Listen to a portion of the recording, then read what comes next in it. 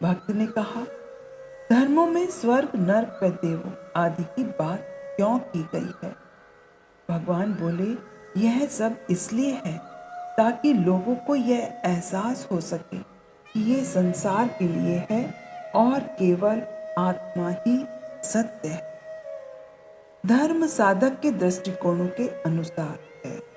उदाहरण के तौर पर भगवत गीता को ही लें।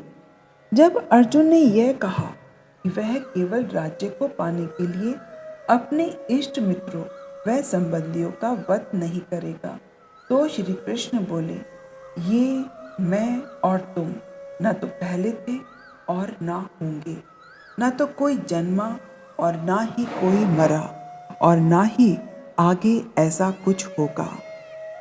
इस विषय पर कुछ समय तक बात करने के बाद भी श्री कृष्ण ने कहा कि उन्होंने सूर्य को भी यही निर्देश दिया था और उसके माध्यम से यह निर्देश इक्ष्वाकु को मिला आदि।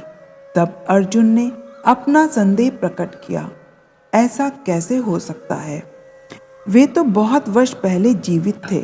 तब भी कृष्ण ने अर्जुन का दृष्टिकोण समझते हुए कहा, हाँ, तब से मेरे और तुम्हारे जाने कितने जन्म हो चुके हैं।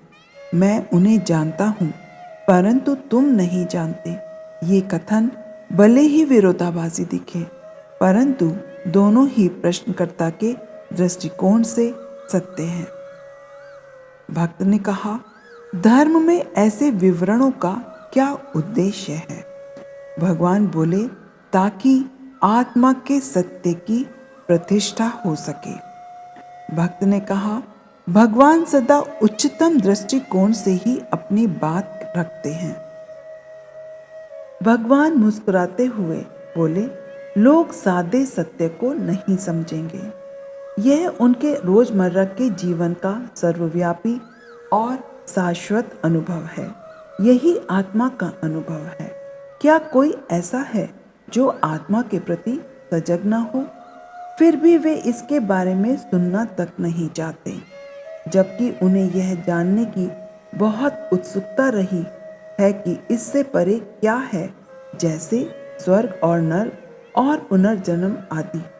क्योंकि उन्हें सादे सत्य की बजाय रहस्य से प्रेम है। धर्म उन्हें बतलाता है और अंततः केवल आत्मा की ओर ले जाता है।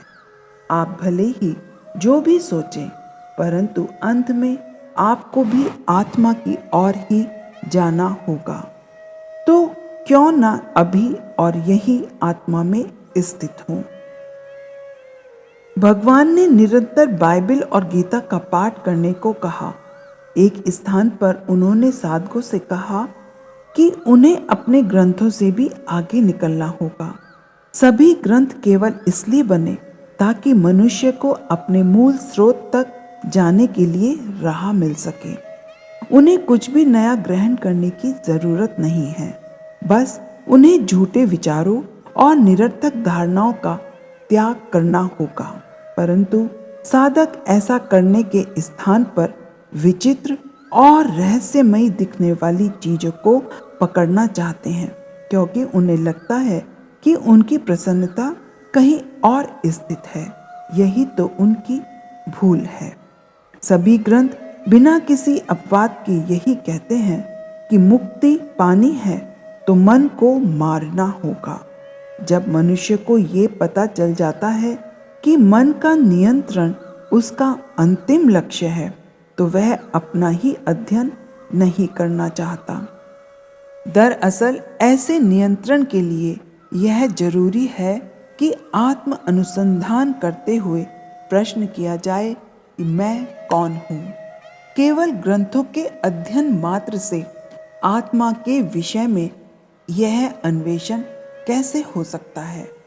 केवल प्रज्ञा के नेत्र से ही आत्मा का अनुभव पाया जा सकता है। क्या राम को स्वयं राम के रूप में अपनी पहचान करने के लिए दर्पण की आवश्यकता थी? जिस मैं की बात की जा रही है वह 5 आवरणों के भीतर है और ग्रंथ उससे बाहर है। इस तरह केवल ग्रंथों का अध्ययन करना व्यर्थ है। आत्मा तक जाना है तो हमें उन 5 आवरणों को भी भेदना होगा।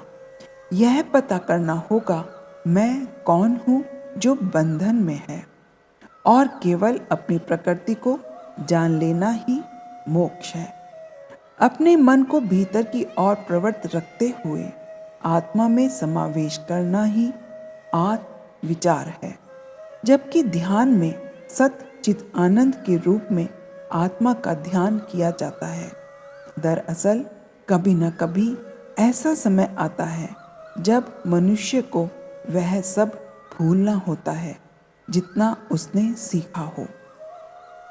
एक ज्ञानी में वे सभी गुण झलकते हैं जिनके बारे में ग्रंथ बताते हैं। इस प्रकार चाहे जो भी हो, ये पवित्र ग्रंथों का भी कोई उपयोग नहीं है।